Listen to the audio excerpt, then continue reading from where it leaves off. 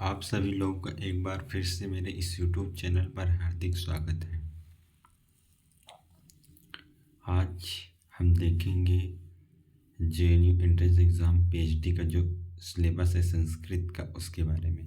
इसके पहले मैंने आप लोगों को इलाहाबाद विश्वविद्यालय और दिल्ली विश्वविद्यालय और BHU मतलब बनारस हिंदू विश्वविद्यालय के PhD संस्कृत एंट्रेंस एग्ज़ाम के सिलेबस के बारे में बता दिया था और कुछ क्वेश्चन पेपर के बारे में भी बताया था कि किस प्रकार के क्वेश्चन पेपर आपके आते हैं।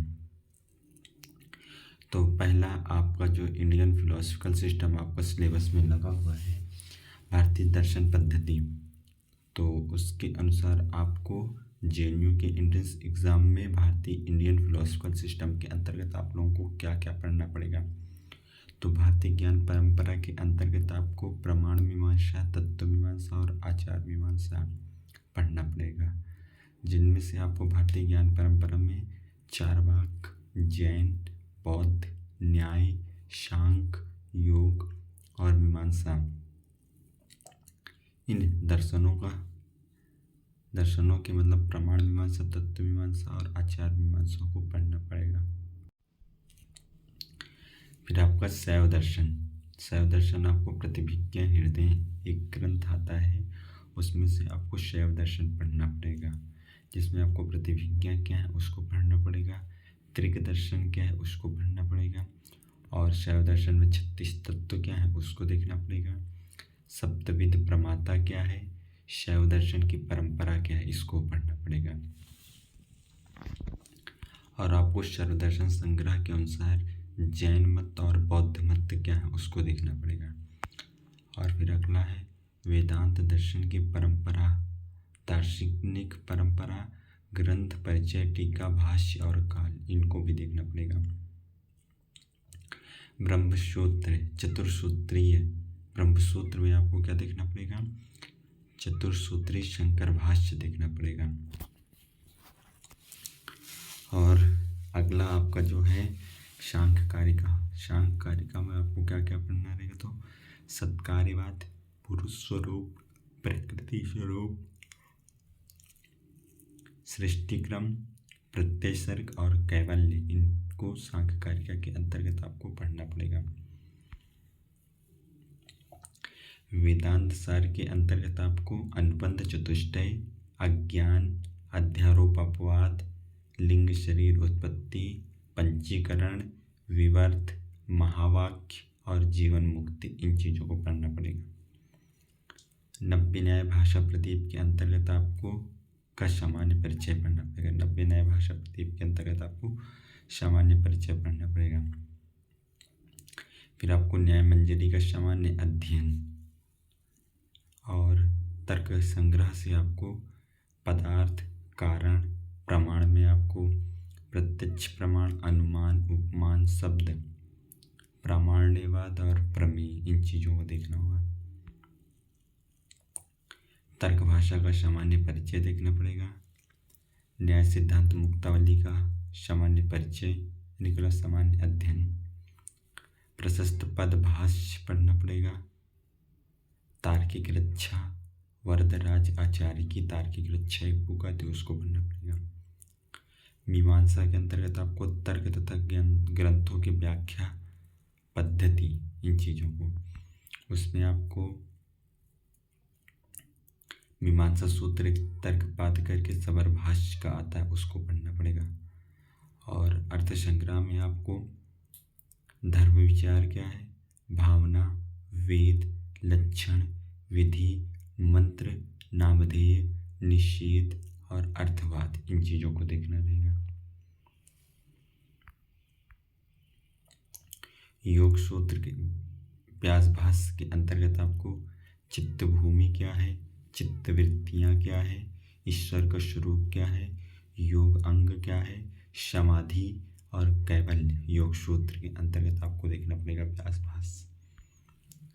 और इसके पश्चात आपको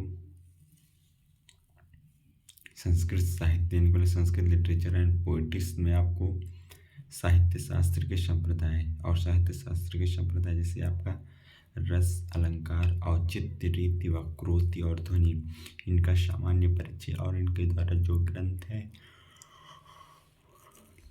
जिसे वक्रोक्ति में आपका 4 उन्मेष हो गया तो उसको देखना पड़ेगा। ध्वनि जैसे ध्वन्यालोक में आपका 4 उद्योत हो गया, उसके प्रत्येक उद्योत का क्या नाम है आदि का सामान्य परिचय देखना पड़ेगा, किसके कौन रचनाकार है और किस ग्रंथ का क्या समय है और आचार्य। काव्य प्रकाश के अंतर्गत आपको काव्य लक्षण, काव्य का लक्षण, काव्य का प्रयोजन जो 6 आदि बताए गए हैं। काव्य में विस्कृत अर्थ, व्यवहार, विदेशी वेद, तटच्छे, कांता, संमित्यो आदि करके भी काव्य हेतु, प्रतिभा, अभ्यास और व्युत्पत्ति बताए गए हैं। और काव्य भेद, अभिधा, लक्षणा नहीं, काव्य भेद उत्तम, मध्यम और अधम काव्य। अब शब्द शक्ति के अंतर्गत आपका अभिधा, लक्षणा और व्यंजना आ जाएगा। और अगला के अभिहित अन्यायवाद हो गया और अन्वित अभिधानवाद आपको देखना है। रस स्वरूप क्या है एवं रस सूत्र विमर्श, काव्य दोष का सामान्य परिचय, काव्य गुण, अलंकार का सामान्य परिचय आदि। साहित्य दर्पण के अंतर्गत आपको काव्य परिभाषा, काव्य की अन्य परिभाषाओं का खंडन, शब्द शक्ति, संकेत गृह, अभिधा, लक्षणा और व्यंजना। और इसके पश्चात साहित्य दर्पण के अंतर्गत आपका काव्य भेद का जो चतुर्थ परिच्छेद है काव्य भेद, उसको देखना है। दृश्य काव्य का सामान्य परिचय, श्रव्य काव्य के अंतर्गत गद्य, पद्य, मिश्र, काव्य लक्षण, काव्य मीमांसा 1 अध्याय से 5वें अध्याय तक। और इसके पश्चात आपका ध्वन्यालोक में आपको प्रथम उद्योत और चतुर्थ उद्योत पढ़ना है। नाट्यशास्त्र के अंतर्गत प्रथम, द्वितीय और षष्ठ अध्याय है। रघुवंश का सामान्य परिचय, शिशुपाल वध का सामान्य परिचय प्रथम सर्ग और द्वितीय सर्ग में। कादम्बरी में आपका सामान्य परिचय, शुकनाशूद्रक वर्णन और शुकनाशोपदेश। मृच्छकटिकम का आपका सामान्य परिचय, हर्षचरित का भी आपको सामान्य परिचय, प्रसिद्ध साहित्यकार, उनका समय, रचना और उनका सामान्य परिचय। संस्कृत व्याकरण और वैयाकरणिक तत्व, Sanskrit grammar and grammatical theory में आपको इसमें सामान्य अध्ययन में आपको क्या देखना है तो संधि, शुबंत, तिगंत, प्रत्ययांत, कृदंत, समास और स्थिति प्रत्यय आपको देखना है।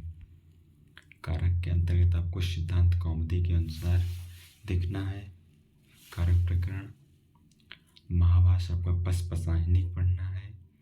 वाक्यपदीयम आपका प्रथम और द्वितीय पढ़ना है। अष्टाध्यायी रचना क्रम में पढ़ना है। वाच्य परिवर्तन, इसके पश्चात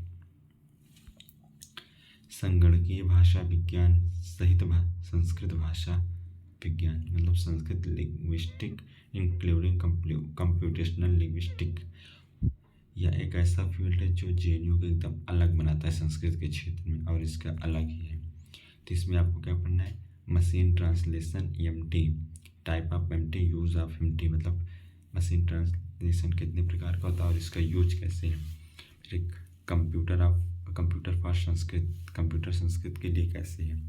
Sanskrit for computer, Sanskrit computer के लिए कैसे है।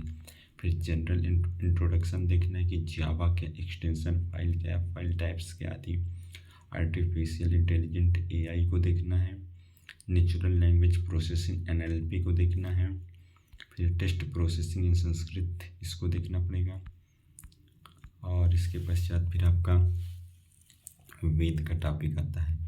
तो वेद के टॉपिक के अंतर्गत आपका संहिता, आरण्यक, ब्राह्मण, उपनिषद आदि का सामान्य परिचय। फिर 10 उपनिषदों का सामान्य अध्ययन, जैसे ईश, केन, कट, प्रश्न, मुंड, मांडुक्य, तैत्तिरीय, ऐतरेय, बृहदारण्यक आदि जो आपके 10 उपनिषद हैं उन चीज़ों को देखना है। और इसके पश्चात वैदिक सूक्त में आपको अग्नि, शिव संकल्प सूक्त, हिरण्यगर्भ सूक्त, नासदीय सूक्त, इंद्र सूक्त, पुरुष सूक्त और वाक सूक्त, इन सूक्तों को देखना पड़ेगा। फिर वेद अर्थ की प्रक्रिया क्या है, इसको देखना पड़ेगा।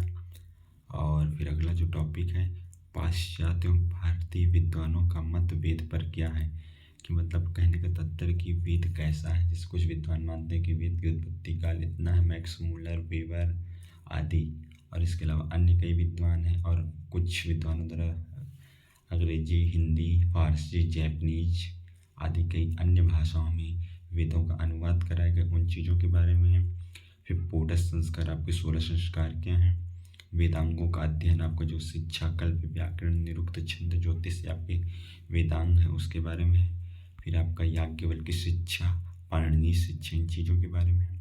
निरुक्त आपको प्रथम और द्वितीय सप्तम अध्याय निरुक्त पढ़ना है।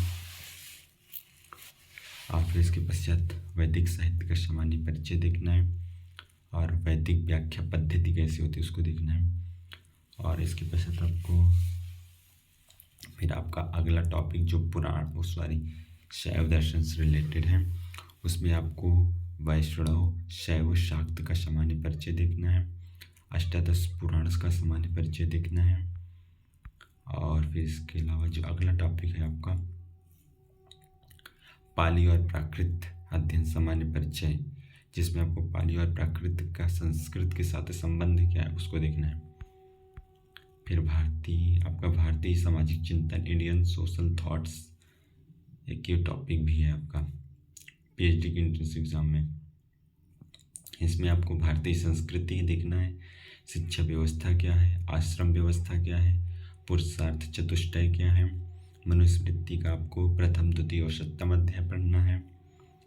और अर्थशास्त्र का आपको विन्याधिकरण विशिष्ट रूप से पढ़ना और शेष का जो आपका उसका सामान्य परिचय पढ़ना है। फिर धार्मिक अध्ययन के अंतर्गत आपका रामायण का सामान्य अध्ययन और महाभारत का सामान्य अध्ययन।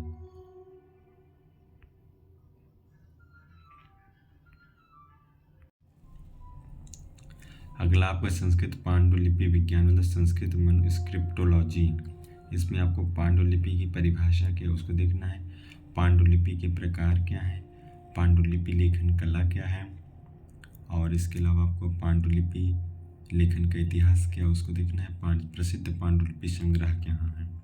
फिर इसके अलावा आपका संस्कृत अध्ययन और शोध कार्यों में समस्याएं, issues in Sanskrit studies and research, Sanskrit और इंडिक अध्ययन केंद्र भारत एवं अन्य देशों में इसको देखना है। संस्कृत क्षेत्र में अनुसंधान के उपकरण क्या है, अनुसंधान की नैतिकता क्या है, प्रसिद्ध संस्कृत कोश ग्रंथ क्या है, और आलोचनात्मक संस्करण पढ़ना है। इसके अलावा आपका पाठ भ्रष्टता के कारण, फिर आपका रामायण, महाभारत, पुराण और प्रसिद्ध ग्रंथों की आलोचनात्मक संस्करणों का ज्ञान देखना है। और इसके अलावा आपका अनुसंधान पद्धति और अनुसंधान योग्यता, research methodology and research aptitude, इसमें आपको क्या देखना, शोध परिभाषा और उसके लिए प्रयुक्त शब्द, शोध का स्वरूप क्या है, शोध की प्रवृत्ति क्या है, शोध की प्रकार, शोध का महत्व, इस चीज़ों का है। जनरल और पत्रिका में भेद क्या है इसको देखना है। शोध प्रबंध प्रारूप क्या है, फिर आपका रिसर्च पेपर क्या है, रिसर्च आर्टिकल क्या है, सेमिनार क्या है, वर्कशॉप क्या है, परिसंवाद क्या है, सम्मेलन क्या है, इसकी आदि की सामान्य जानकारी। फिर रिसर्च पेपर और रिसर्च आर्टिकल में भेद क्या है इसको पढ़ना है। शोध परिकल्पना इसका पढ़ना है। और आगम और निगम पद्धति का स्वरूप क्या है इसको देखना है। फिर इसके पश्चात आपका पाठलोचन के सिद्धांत क्या है आदि। फिर इसके अलावा एक्स्ट्रा मैचर जो पीएचडी में है, मतलब एमफिल से अलग है, मतलब आपका इसमें आपको भारत में विज्ञान की परंपराएं में क्या है, तो आइडिया ऑफ जीरो, ये कैसे इस कॉन्सेप्ट को आपको बताया। डेसिमल सिस्टम क्या है, न्यूमेरिकल नोटिलिजन क्या है आदि, ये जो 12, 16, 17 है। फिर आयुर्वेद विज्ञान में आपको प्रसिद्ध ग्रंथकार, समय, रचना और उनका सामान्य परिचय, फिलॉसफी ऑफ आयुर्वेद, आयुर्वेद दर्शन। इस प्रकार से ये आपका रहा संस्कृत एंट्रेंस एग्जाम जेएनयू का ये सिलेबस रहा। और इसी प्रकार से आप लोग जुड़े, आगे भी आपको कई प्रकार के क्वेश्चन पेपर, पीएचडी आदि अन्य प्रकार के आपको प्राप्त हो रहे हैं। इस वीडियो में यदि आप लोग नए हैं तो इसको सब्सक्राइब कर लीजिएगा। तब के लिए आप सभी लोगों का धन्यवाद वीडियो देखने के लिए।